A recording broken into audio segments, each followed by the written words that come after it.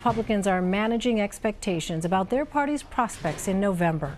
The New York Times says the top Republicans in Congress have privately warned the president that the party's House majority is all but doomed. The Times reports that Senate Majority Leader Mitch McConnell has also warned that the party could lose the Senate. But warnings are not just being made in private. Vice President Mike Pence told an interviewer in January, the first midterm election for the party in power in the White House is always challenging. And in an April interview, McConnell said, "We know the wind is going to be in our face. We don't know whether it's going to be a Category 3, 4, or 5. The most recent warning comes from White House Legislative Affairs Director Mark Short.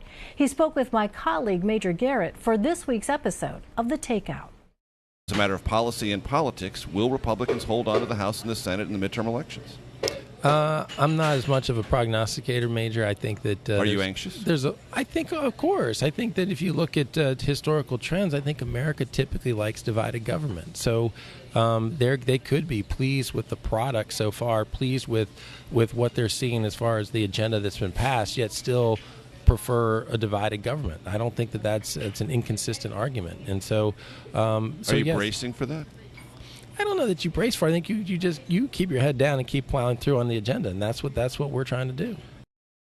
Let's bring in CBS News Elections and Surveys Director Anthony Salvanto. All right, so Anthony, should Republicans be worried about the Senate? Not yet. We think the Senate landscape is the easier one for the Republicans to hold, mainly because the Democrats have to defend a lot of their seats in states that voted for Donald Trump. So you're going to look out west across the Midwest. You're going to see a lot of Democrats in Montana and North Dakota and Missouri. They're going to be in tough races, we think, because those states are traditionally red.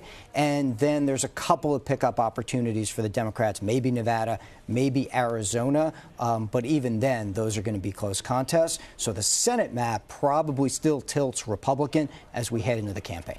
And so what about special elections, though, more broadly? Has Republicans seemingly nervous right now? Yeah, now that has made them nervous, and I'll show you why. When you look at all the special elections, these are the places where there's a vacancy in a congressional district, and they've held a new election in 2017, 2018. We have seen rather consistently the Democrats do better in those than they did back in 2016, even in places that are very Republican leaning. So, for example, you look at this chart, and one after another, each of these darker blue lines shows the Democratic improvement over their past vote in the special elections. And even in Arizona, in that Arizona CD, where the Democrats lost, but still did better than they used to do, we looked even inside it at the precincts where Donald Trump won, and you could still see a fairly uniform shift where Democrats were doing better, even in those little Trump places. So again, that's the kind of pattern that has Republicans a little bit nervous. So when you look at the landscape, there are a lot of competitive races this year, and it appears to have Republicans on the defensive, right? Yeah. Now, here in the House, these are the House races that we at the moment consider that they could be competitive. Now, here, the bulk of them, when you look at this map, you see a lot of red squares, red dots.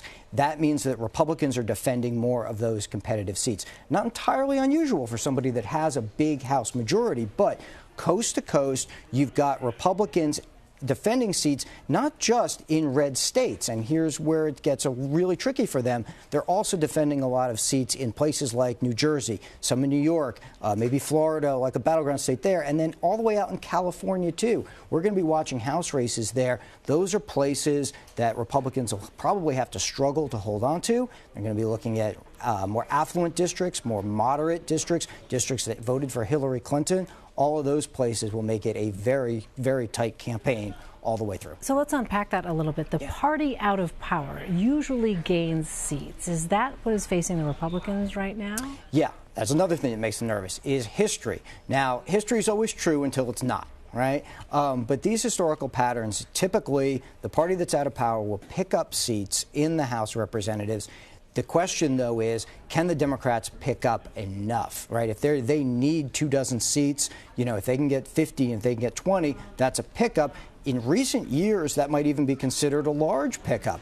But the math there, the map still favors the Republicans in that regard. And you consider the president. Is it enough to just be against the president for these Democrats? Yeah, and that's often why the party out of power, even as Major's interview was talking about, that's why often the party out of power does pick up seats, because people don't always agree with the new president in his first term. And so we've seen the president have lower approval rating, but he still has that strong base of support. So we've asked people in the polls, is your midterm vote going to be something cast for Donald Trump or against Donald Trump? And right now it's pretty much even, where people say they're either for or against him.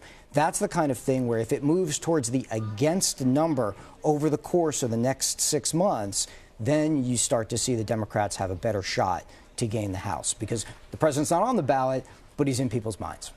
So, Anthony, in those districts you were just looking at, how does the Republican tax plan factor into people's decisions? Yeah, that will be a key part of this campaign. I mentioned all those districts. A lot of them are more affluent. They're suburban districts. And those are places, especially in those blue states, where people already pay high state taxes. They might have that mortgage interest deduction that they're worried about. And the new tax law changes could affect how they see their tax bill changing as well. Well, it's an open question, because when we asked people in the recent polls, what do you think the GOP tax plan will do for you? The bulk of people said it's too soon to tell. And what I think that tells you is, on one hand, the Republicans haven't instantly gotten a hit. Had a hit with voters out of this. They're not all saying, oh, it's lowering my taxes. That's a problem for them on one hand. On the other hand, it means the messaging on this is still open. They can still go out and try to make the case, or maybe now the tax season has passed, maybe people have a better sense and say, okay, it's lowered your taxes, and maybe that gets them to vote for Republicans again. Well, one storyline that Democrats point to is the fundraising success of Democratic Congressman Beto O'Rourke in his race against Senator Ted Cruz. Give us a reality check of that race. Well, that's a Senate race in Texas. That's a race at the moment that I think, and history tells you, would still lean Republican, because Texas has been a Republican state for decades. That's a lot of votes to make up. It's a lot of votes to make up for any Democrat running in Texas. Hillary Clinton closed the gap and still was 9 points down in her race. I think a lot of that is going to depend, whether it gets close even, it's going to depend on whether the Democrats can shift the electorate there, whether they can bring out suburban voters who might be more moderate and liberal, whether they can bring out voters who don't typically show up in midterms. Remember, midterm turnout is usually less than half, down to 40%, could even be down to a third if it's not a big, hyped, exciting midterm. And that's very different from a presidential election, where turnout gets up around 60%.